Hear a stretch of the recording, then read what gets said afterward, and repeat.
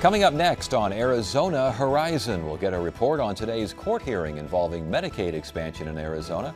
Also tonight, we'll hear about an effort to help innovators see their ideas come to life. Those stories next on Arizona Horizon. Arizona Horizon is made possible by contributions from the Friends of Eight, members of your Arizona PBS station. Thank you.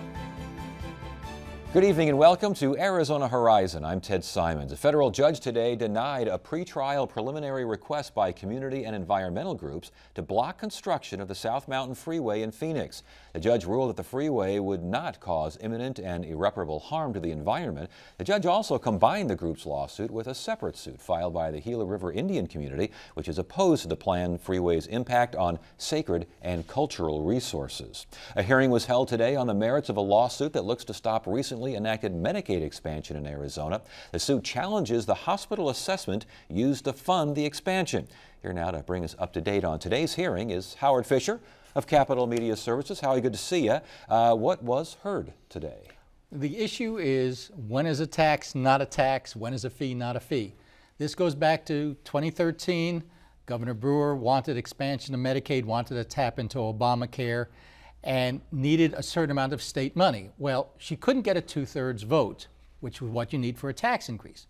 So instead they crafted the thing to say, we're going to give Tom Betlock, who heads the Arizona Healthcare Cost Containment System, the state's Medicaid program, the authority to levy an assessment, quote unquote, a fee on hospitals. We're going to give him total discretion onto how much each hospital pays. We're going to allow him to go ahead and decide who gets exempt. And therefore, it's a simple majority, which is in fact the way it passed. Well, there were enough lawmakers who could have blocked it if there was a tax, and as we know, last year the state Supreme Court said they have standing to challenge the question of is it a tax or a fee. And we should mention real quickly, that took quite a while to get that. The reason this has taken so long was mostly because of that standing issue, correct? Exactly. You know, the Governor Brewer argued, well, the only people who have standing to sue are the hospitals. Well, the hospitals, they're not interested in suing because they're getting more money back from uncompensated care through this than they are in their fee. So we went to court today. Judge Gerlach in Superior Court asked a lot of questions and said, well, how do I determine what's a tax and what's a fee? Is it who pays it? Is it how it's enacted? And the problem is this is an issue of first impression. We have a 1992 constitutional amendment, the one approved by voters on the 2/3 vote. Nobody to date has yet taken to the Supreme Court the question of when is it a tax and when is it a fee? And yet, to date, we've had, what, some 40 some odd instances where agencies have set fees and or assessments, and the legislature has had no problem with it, correct? Correct. Now, the opponents of this one say, well, this one's different. A, because of the size, you know, $270 million is more than we're going to let you go ahead and put a $5 fee on hunters or something like that. And B, they say, even if we did it wrong in the past, do you realize the loophole you're opening here? If you allow the legislature, with a simple majority, to tell any agency head, go out and levy a fee. Department of Education, levy a fee for teacher salaries. You know, you basically gutted the 1992 constitutional amendment. And that becomes the heart of it. And that was the Goldwater Institute's argument, is that this is basically a way to get around Prop 108, the 1992 2/3 requirement. As far as the other side, I know that there was a mention of the Board of Regents as, here's an example, the Board of Regents doesn't have to go to the legislature and get a 2/3 majority every time they want to increase tuition. Yes. And the issue there was whether it's tuition or fees by the Board of Regents. The state argued, well, wait a second. The fact is the regents, first of all, have had this authority pre-1992. And everyone admits that if you've already had the authority to levy a fee, nothing in the 1992 measure changed that. It's a question of a new authority to go ahead and do it. Now you get into these legal weeds that only the lawyers could love. They say, what makes it a fee? It affects only 97 hospitals as opposed to 6.5 million people. The amount is set by the director. The director has discretion and the hospitals benefit. And since the hospitals are paying it and they benefit, even though perhaps 370,000 Arizonans also benefit, that constitutes a fee. I'm not sure if the judge is buying that, but we'll have to see. Does it matter how much the judge buys? I mean, the judge himself called this a spring training game because we know it's going to go higher courts. Oh, that's very clear. Look, the fact is, whoever loses, and the judge could decide as early as next week, will go to the Court of Appeals. The Court of Appeals will rule, we will go to the Supreme Court. And sometime perhaps by the end of the year, we will get a conclusion on this. We'll get a conclusion on this. And that conclusion could very possibly mean 370 some odd thousand folks who have insurance now will be kicked off. Is the state ready? Are these Republican lawmakers who brought this suit, are they ready to win? Well, I don't think they've thought it quite that far. They say, well, we'll do something. Because you're right. You essentially have three possibilities if the challengers win. One, you go back and try to get a 2/3 vote for this. Aren't the votes there for that? Number two, you try to find $270 million somewhere in the cushions of the couch. Now, we've got a cash carry forward, but we're trying to settle an education lawsuit. Or number three, as you point out, we tell 370,000 Arizonans, you know the insurance you were getting? Never mind. That's not a politically popular thing to be doing. And we were talking before the show, Governor Ducey has an interesting position in all this, doesn't he? Oh, it's wonderful, because if you remember, he campaigned that A, Obamacare is a bad idea, and these funds are coming from Obamacare, and B, we shouldn't have expanded Medicaid. All of a sudden, first week of January, hey, I'm the governor. If the challengers win, which is what he originally wanted had he not become governor, he's the one stuck with making the decision. So he's now in the funny position of having his access director defend the law he never wanted in the first place. Right, he never wanted in the first place, but he will be responsible for finding an answer to if his side, I think it's his side, I'm all switched around here, his side, which isn't really his side, but his side wins. Exactly. I mean, is there a plan B out there? I don't think there is. I talked to Dan Scarpinato, who's the governor's press aide, yesterday, and said, well, what's the plan? What does the governor think about this position he's in? And all I could get was, the governor will obey the court ruling. Well, duh. I mean, I don't think anybody's really thought this one through. Okay, so you're thinking by the end of next week we could get a result as far as this particular hearing, this particular court is concerned, and then immediately this thing goes up the chain. Immediately. Now, what's going to be interesting is we have to look at what the judge decides is his reasoning, because he knows, Judge Gerlach knows, that the Court of Appeals will look not only at both sides' briefs, but will look at what basis he had for his reasoning. And while the Court of Appeals can review it on any basis they want, they will look and say, well, he didn't have a bad idea on why this is a fee versus a tax. And real quickly, before you go, the argument that this guts Prop 108 and guts that requirement for 2/3 majority, if that doesn't hold, and if the state wins, Access wins, do you think any other agency, any other attempt will be, what goes on down there at the legislature, is anyone else going to say, well, let's go ahead and try this with education, let's go ahead and try this with transportation? Do you think that could possibly happen? Oh, I think everybody is looking at different possibilities. I'll give you one related one. John Kavanaugh is sitting in the courtroom today, and the judge asked one of the attorneys, well, while theoretically this money is going over here, could the Joint Legislative Budget Committee or the legislature sweep back the funds? And all of a sudden I hear Kavanaugh going, oh, gee. So everybody's looking at this in terms of what this will allow them to do. All right, very good. Good to have you here, Howie. Thanks. Appreciate it.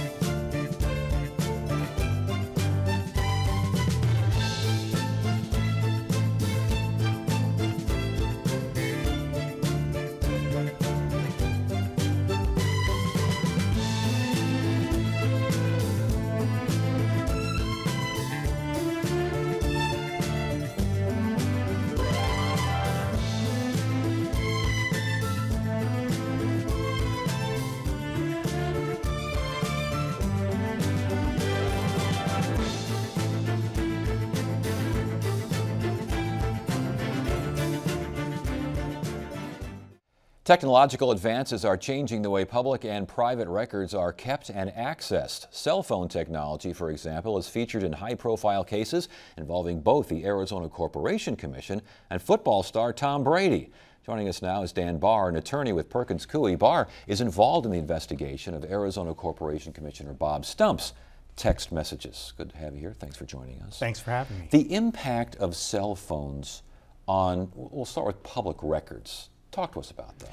Well, the law hasn't changed. The technology may have changed, but the law hasn't changed. I mean, public officials and public bodies have the duty to maintain their public records.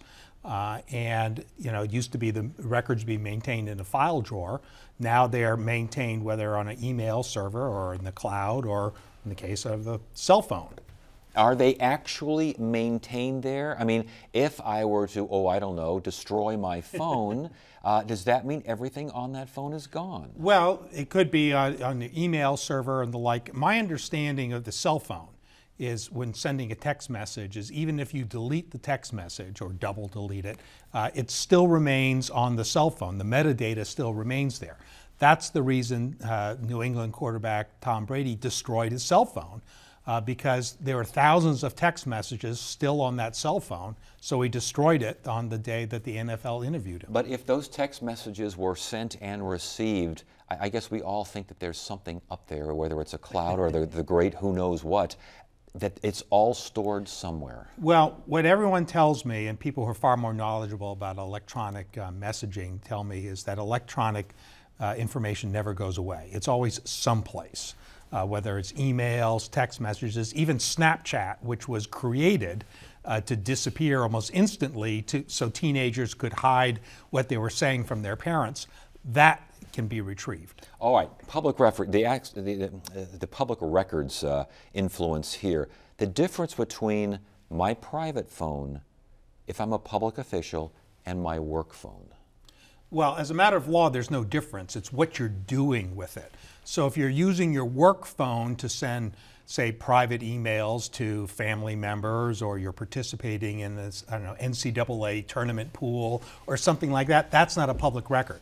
To be a public record, what the Supreme Court said, there has to be a nexus between what your job is and what the record is.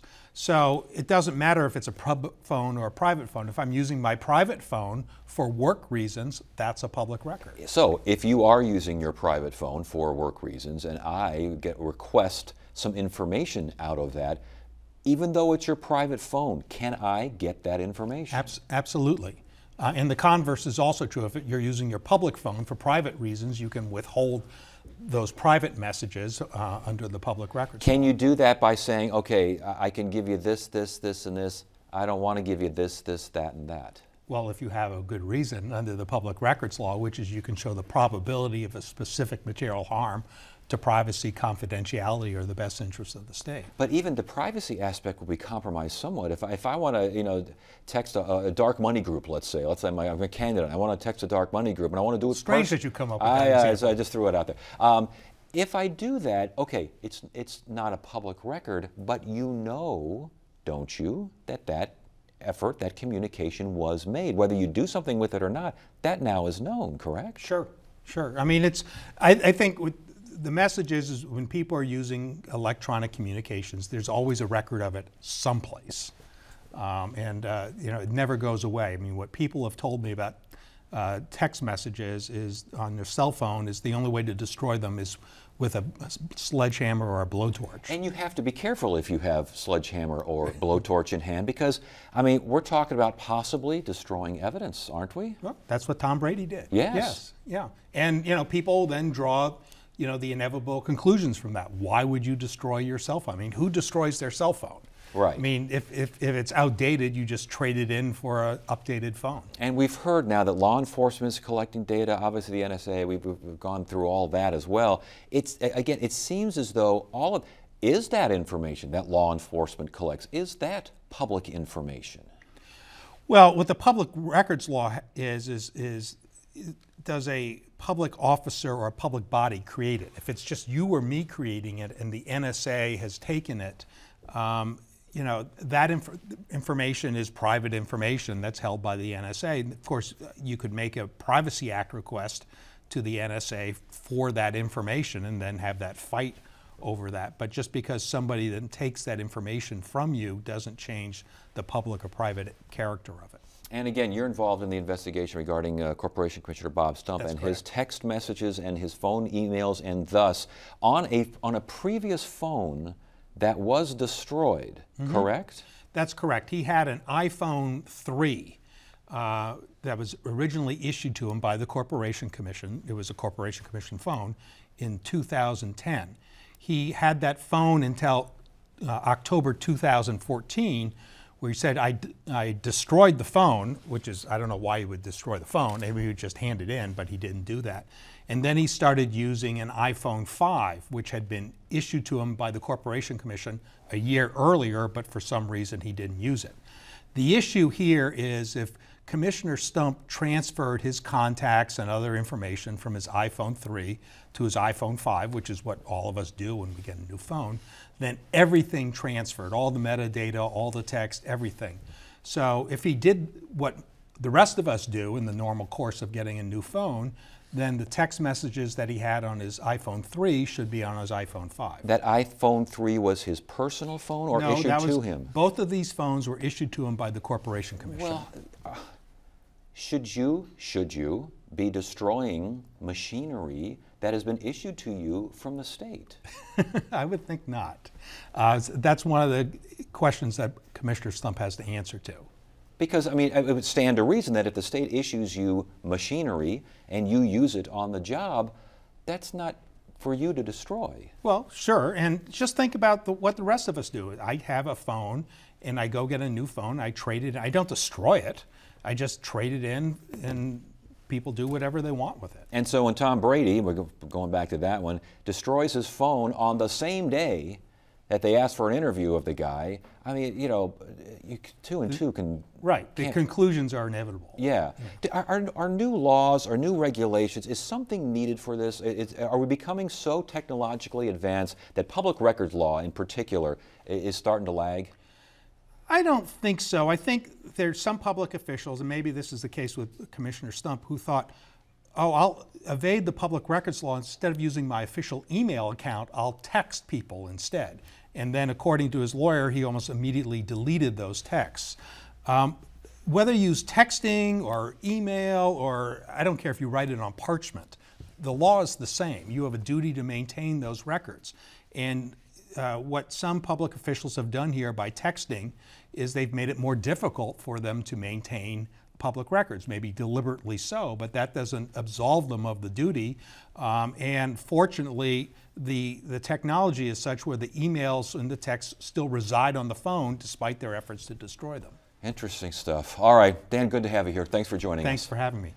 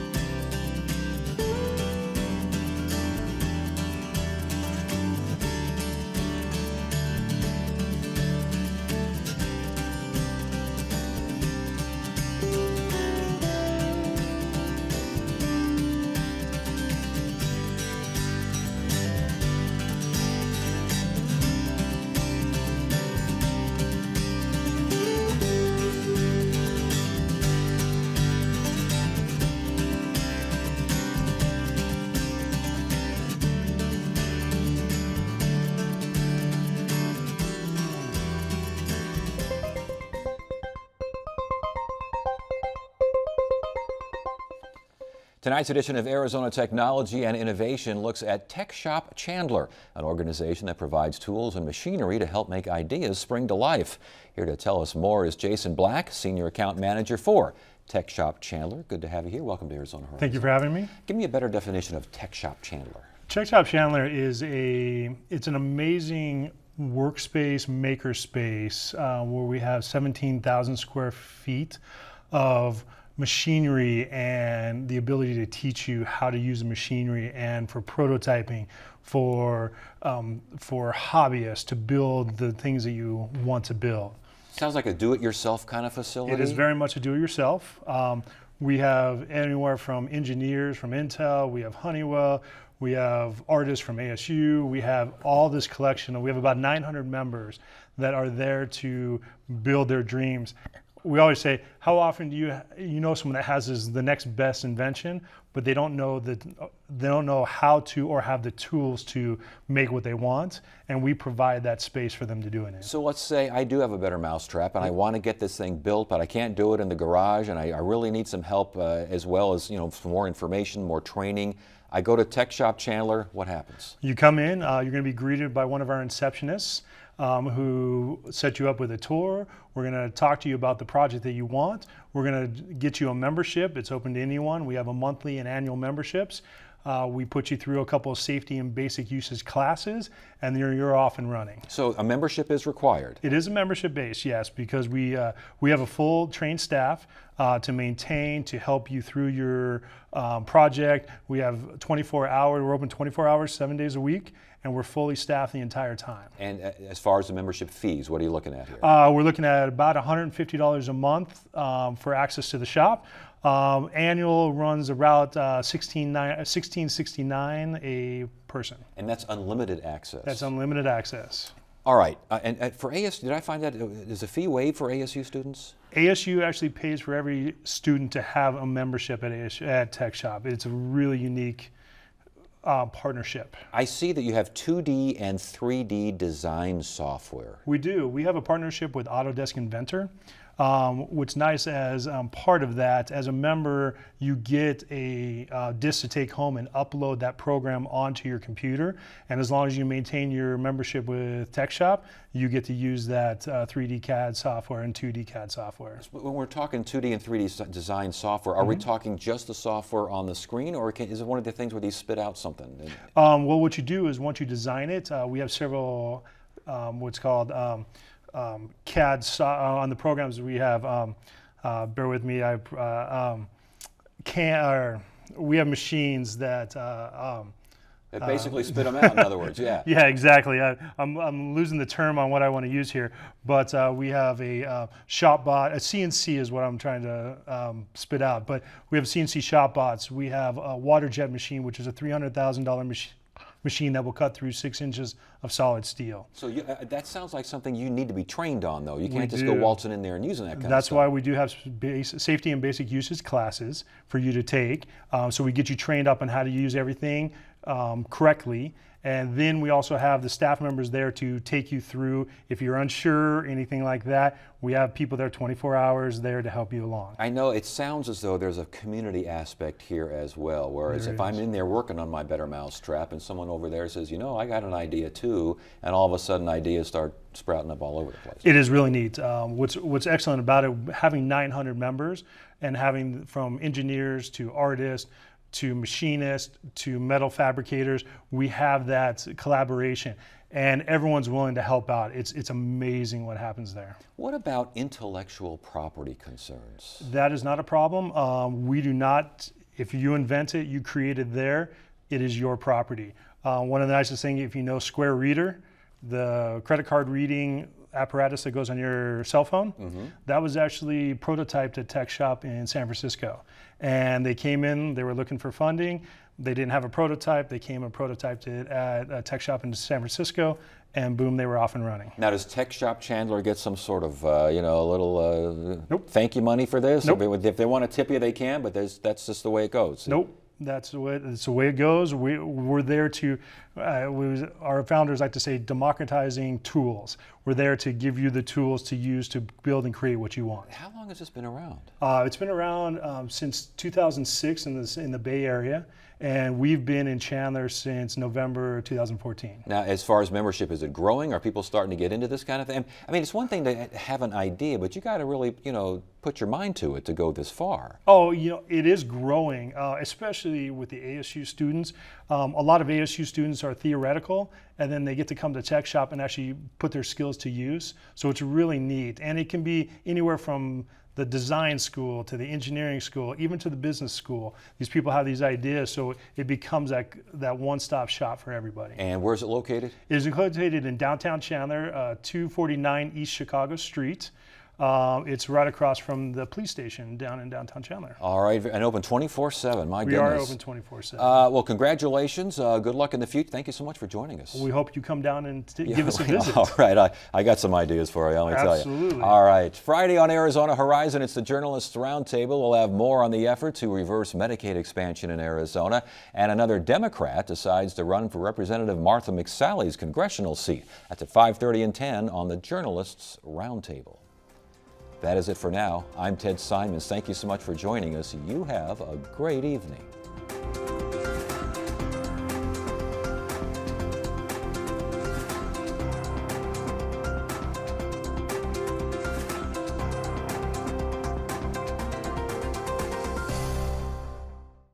Arizona Horizon is made possible by contributions from the Friends of 8, members of your Arizona PBS station. Thank you.